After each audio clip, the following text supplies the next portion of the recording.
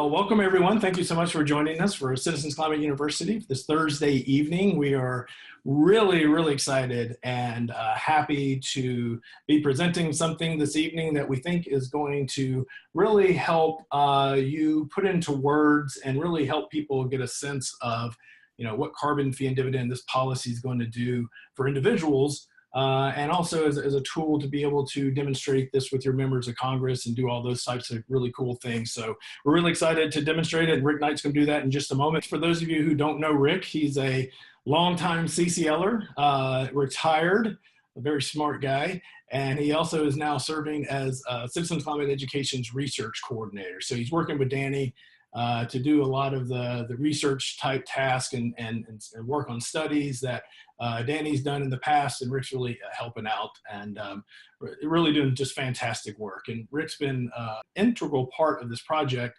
and we're so glad to have his leadership. He's also a group leader, state coordinator, all those kinds of fun things. So Rick's in deep with CCL. We can skip over me. That's me, Ricky Bradley. I'm a IT director here for Citizens Climate Lobby. Let's talk about the learning goals for tonight.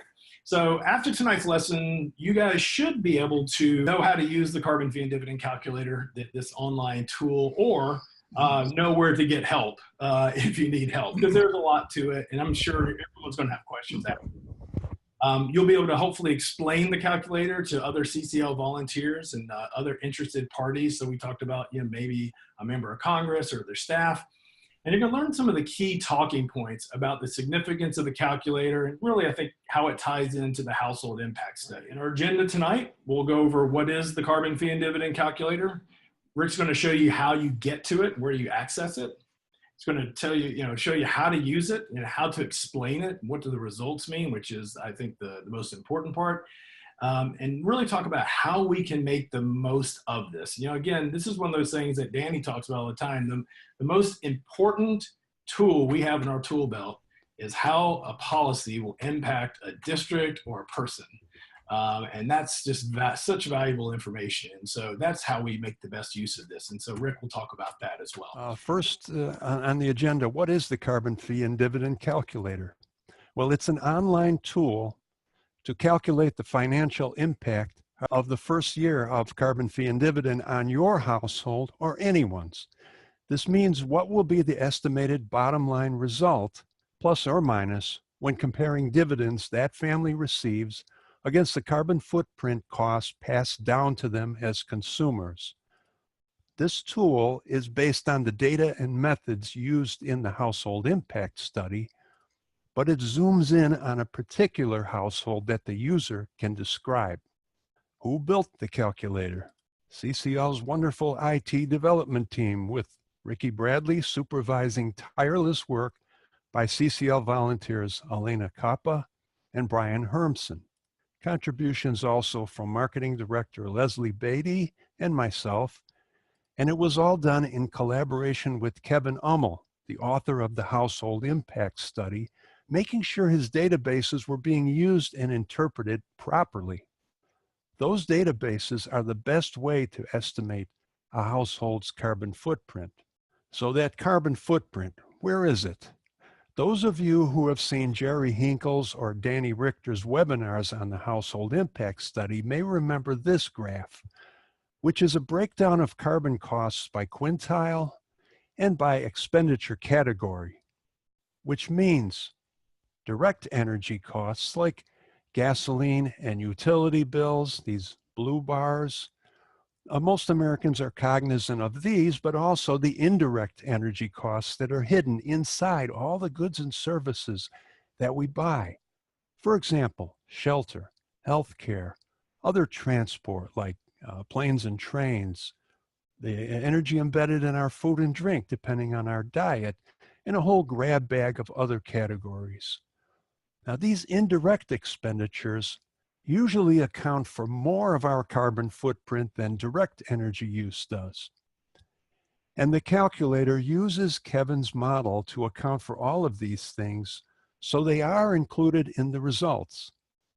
Now, the tool is going to tell us the truth, whether the results are positive or negative, and I'll talk later about how to deal with that. let's go to the tool and see how it works. If you go to CCL's homepage and you find our climate solution and click, it'll take you there. So let's do that. So as I said, if you click on our climate solution up here, and then the basics of carbon fee and dividend, it takes you to this page, which most of you are familiar with. And if you scroll down a bit, on the right-hand side here, you see calculate the impact of carbon fee and dividend on your budget. Click that button. Here's the opening page of the carbon fee and dividend calculator. It says to tell us a little bit about your US household, because this only works in the US right now. And you get a personalized estimate of the impact on your budget. There's a little reminder at the bottom for those who are not familiar with the carbon fee and dividend about what it's about. It's for that first year of $15 a ton. So to get started, you click on the button, Get Started. Now here's the second screen. It says, tell us a little bit about your household.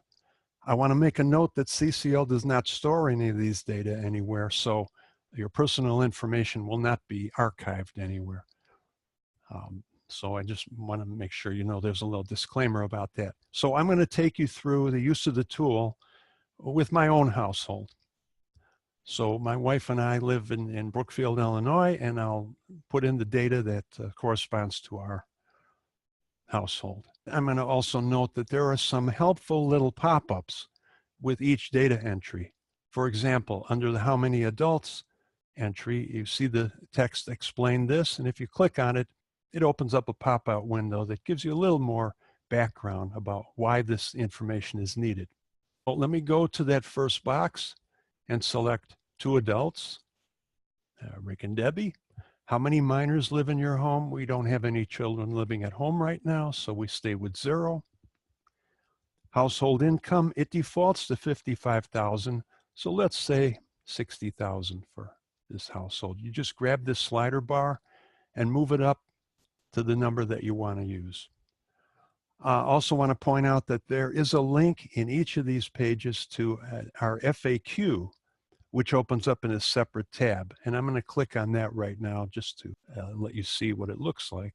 We try to give the user a little more detailed background about how it works, and then try to answer some common questions about unusual situations, like what if you have a lot of air travel? What if you put solar panels on your home? And we even have a table here so you can calculate how different types of expenditures could impact your carbon footprint and thus impact your numbers in the calculator. But let me go back to the calculator now. Okay, so once you've input these first 3 data points, you click Next. The next screen asks for your zip code, and you have to type that into the box here. Ours is 60513. You enter the number, you can hit Tab to go to the next entry. What type of home do you live in? Well, my wife and I live in a standalone house, but there are other selections here: apartment or condo, townhouse, duplex, other attached housing, or other. We'll stick with the default. How many vehicles does your household own? Well, we have 2 cars, and you can see you can select numbers from 1 to 5 plus. And finally, what kind of fuel is used most to heat your home? We have natural gas here, but there are other choices: electricity, LPG or propane, heating oil, other or none. And when you get that data put in, you click Next. A little calculation takes place. So those are the 7 important data entry points. And now you have the opportunity to fine-tune the results a little bit. If you have your data for monthly expenditures on gasoline, electricity, or your heating fuel, you can put them in here and get a little more accuracy to the results. These are the numbers that the calculator or the database and the model behind it estimates for a typical household with the characteristics that I just put in. So I'll jump down to show results just to show you what we get by using the default numbers. Okay, we show results, and here's the results screen. Our monthly after-tax household dividend is $53. but our monthly cost due to the carbon fee is $55. So we're $2 to the negative side. Actually, right around the break-even point. There is a uncertainty limit, which we talk about in the FAQ, which is about plus or minus $17 a month. So for all practical purposes, we've broken even. However, in our case, we actually have some changes we can make. I have a plug-in vehicle and my wife doesn't drive that much, so our gasoline expenditures are actually much lower. You can either grab the slide bar, or you can type the number into the box here, which I'll do. So $72 a month is about what we spend on gasoline. Our average monthly electricity bill is right around the predicted number of $88. Our natural gas expenditure for various reasons is much lower, so it's around $55. So I'll just drag the slider down to that number, and there you have it. Now, if I scroll back down to the results screen, quite a different result. The monthly cost due to the carbon fee is only $41. So we should net about $12 a month, plus or minus 17. That's a much better result. A couple other things you can see on this screen. There's a button to start over if you want to enter a new household. There's, again, another link to the FAQ. You can learn more about the carbon fee and dividend. You can even join Citizens Climate Lobby if you haven't yet. And this last line, there's an icon to print. So you can click the print icon and it will open up a very simple one-page printout. Because remember, we don't store this data anywhere. So if you want to keep that information, you have to use the print icon. And then finally, there's some links to put the calculator homepage on Facebook, Twitter, or an email account. That's the run through the calculator. I'm going to go back to my slides now. All right, now we're going to have a little fun by going through some case studies of fictitious households that cover a range of characteristics. I've done a bunch of these just in the course of thinking about how to use the calculator, and I'll show you one in detail, another more briefly, and then just a quick overview of a couple others. So, first, we have the Nawicki family, a middle-class 30-something couple with 3 young kids. They live in Arlington Heights, a suburb northwest of Chicago. Chuck Nawicki is an electrician. He works for a contractor, and his wife, Mary, is a stay-at-home mom, at least until the kids get a little older. Their family income is $62,000. Their home is a modest gas-heated brick bungalow, and they have 2 vehicles. Chuck drives a 2010 Ford pickup that he also uses for work, and Mary drives a 2011 minivan. So let's run their numbers. You go to the start screen and you click Get Started, as we just did. And here's the first set of inputs. 2 adults, 3 kids, household income of $62,000. We click Next, put in the zip code. They live in a standalone house, they have 2 vehicles, and they heat with natural gas. So next. That takes us to the slider screen where you can adjust the family's direct energy costs like I showed you. Now the Nawickis, because of Chuck's pickup truck, their gasoline bill is a little bit more than the $300 that the model estimates, about $360 a month. But on the other hand, they're pretty good with electricity because Mary is strict about turning off lights and Chuck's gotten some good deals on Energy Star appliances. So their electric bills average about $92. As for heating, they could use some more efficient windows and their insulation is old. So their heating bills run a little high at $102 compared to $93 from the model. So let's adjust these. Then we click Show Results. And here's the final screen. The Nawickis get $80 in dividends and their carbon costs will be about $73. So they come out $7 to the plus side each month.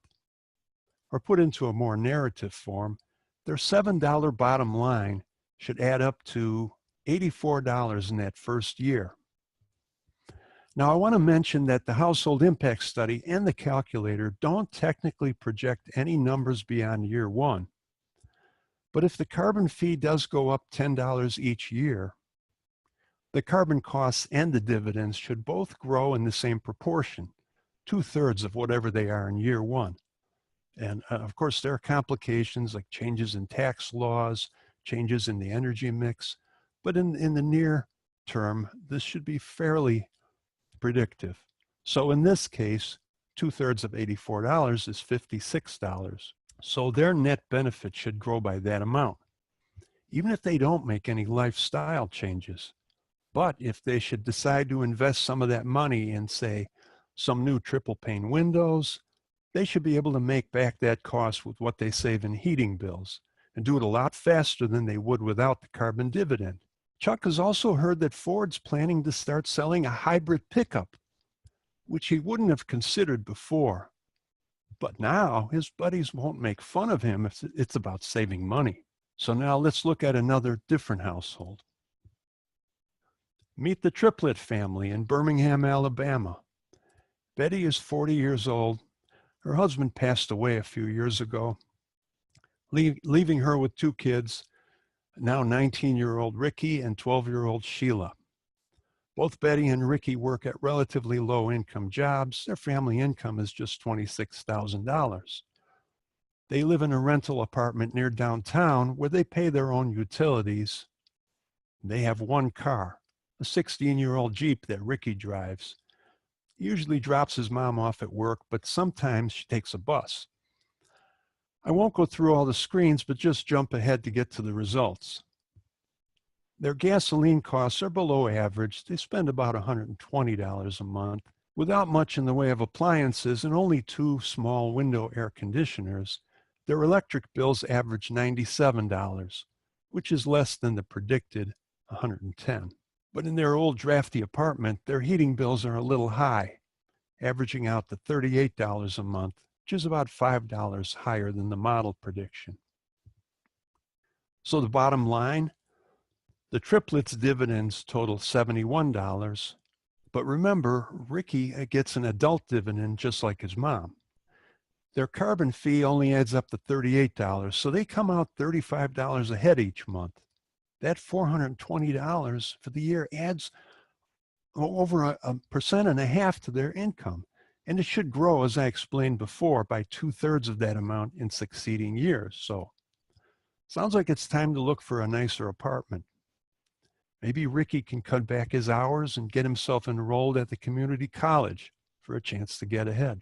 So I got a bunch of these other case studies with widely varying life stories. Here's 3 more. George and Irma Waters are a retired farm couple living on Social Security in small-town Nebraska.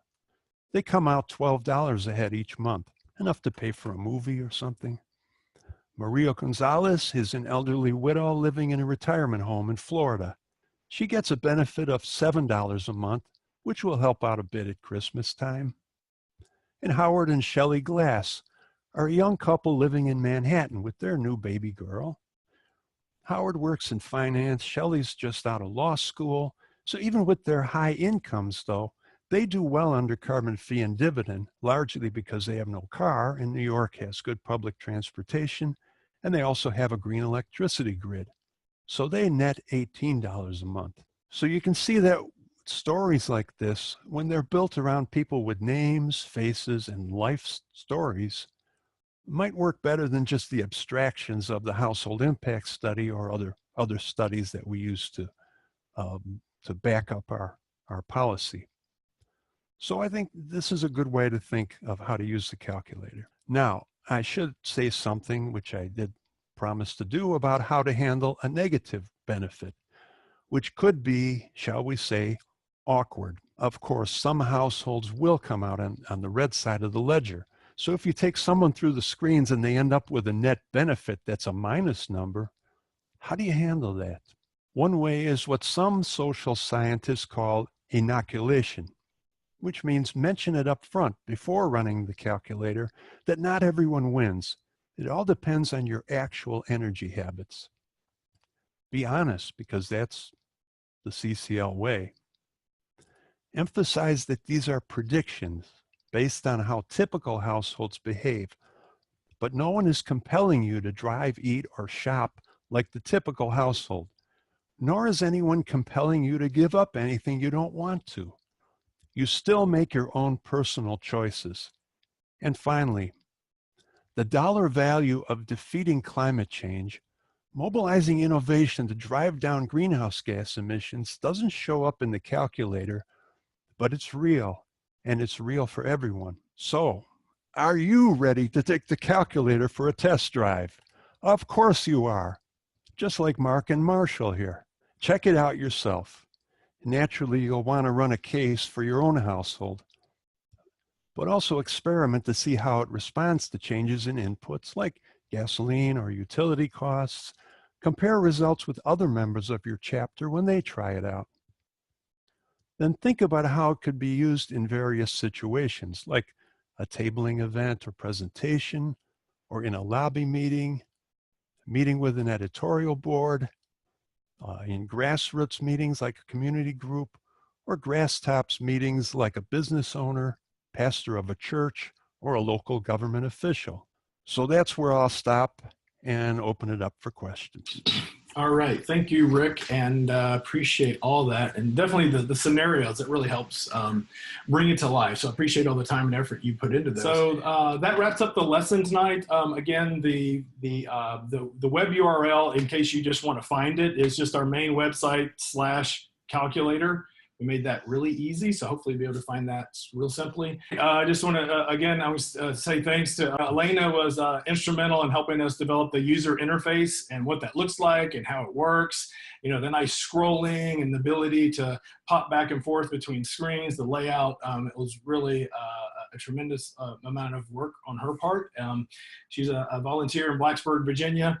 And we also have Brian Hermson, who was the developer who wrote, really did all the code for the calculator, and spent lots of time on it. So definitely, if you see those two at a conference, or you want to drop them an email, certainly send them a kudos and thank you. And thanks to Rick, to Kevin Hummel, and to Danny. Everyone had a big hand. So thanks, everyone. You guys have a great evening. All right. Yeah. Thank you.